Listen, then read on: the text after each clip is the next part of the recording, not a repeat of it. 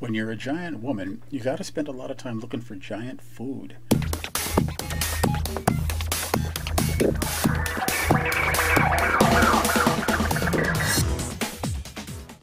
Hi, I'm Mark, and this is Subliteral Network. I make art and comics, and thanks for watching. Remember to hit like and subscribe and to leave your feedback in the comments.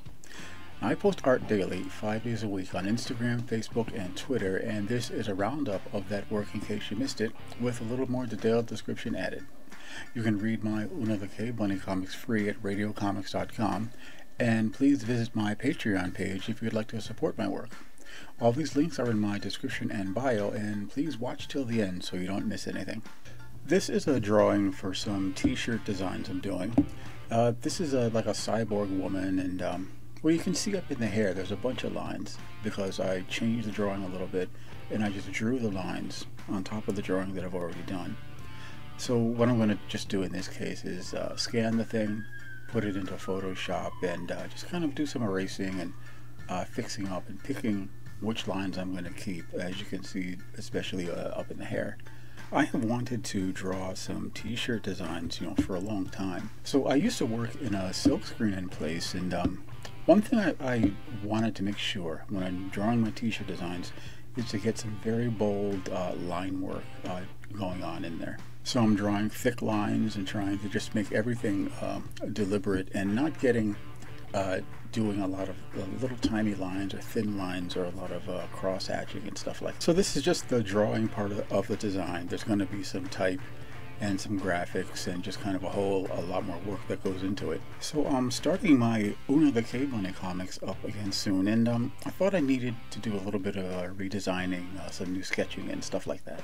There's going to be a lot more dinosaur riding and kind of stunt work going on. So I started sketching around, and I want to get my cave bunnies on the backs of various kinds of dinosaurs. And since I do want to feature more dinosaurs, I want to give them some more dynamic design.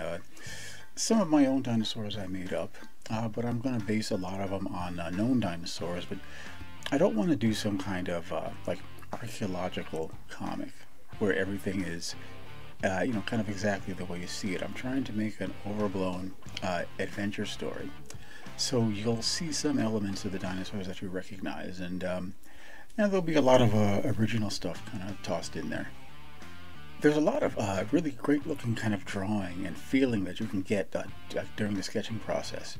So that's kind of what I like about it. I don't like to put too much of a finish on the sketches themselves, but I do like to get shapes going, see how what the volume of things are by drawing large shapes and not getting too detailed.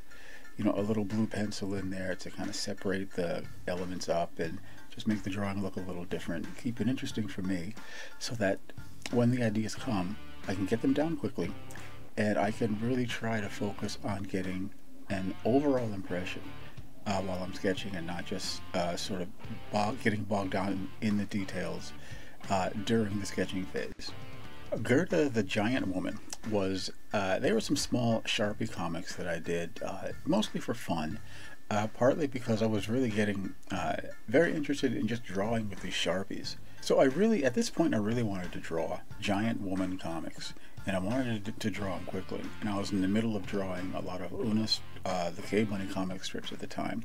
So I discovered kind of a faster way to do some kind of fun cartooning on a smaller size paper, and I just kind of went wild. Once I started getting all these ideas for kind of Gerda's personality and what does a giant woman do all day.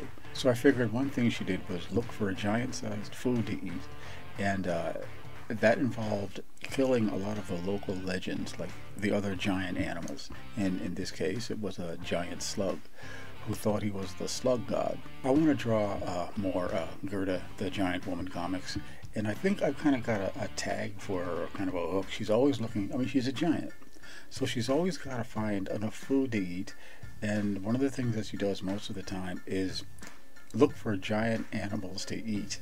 This is the finished painted work of a Sharpie drawing that I did, and I like to think of these pictures as sometimes having a course or a life of their own. Because this character first started out in the sketchbooks I'm drawing and I'm saying, well, I kind of like this, and you know, I liked the star on the glove and the tight pants and the cigar. So I'm drawing this. She's showing up in the sketchbooks now and again, and then I started doing these halftone drawings of her on the back of the paper bags with all ballpoint pens. And then I started doing, you know, like larger Sharpie drawings, and I gave her the shotgun, and she just started getting more and more exaggerated. And after that, you know, the drawings were around, and I just decided, let me put these things in Sketchbook Pro and color them up.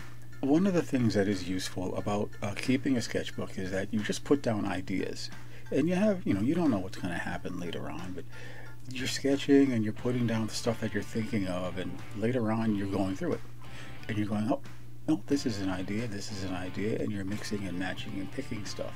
So even if you don't have some great idea, sometimes you have a bunch of little ideas that get put together and eventually, you know, turn into your pictures.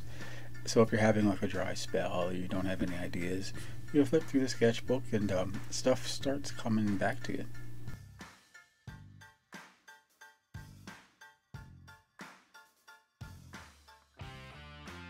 I'd like to thank you, my subscribers, and especially my new subscribers. I'm very happy you enjoy hearing something more about the work that I'm doing, and I hope the videos are entertaining, and I really hope you can come back for more.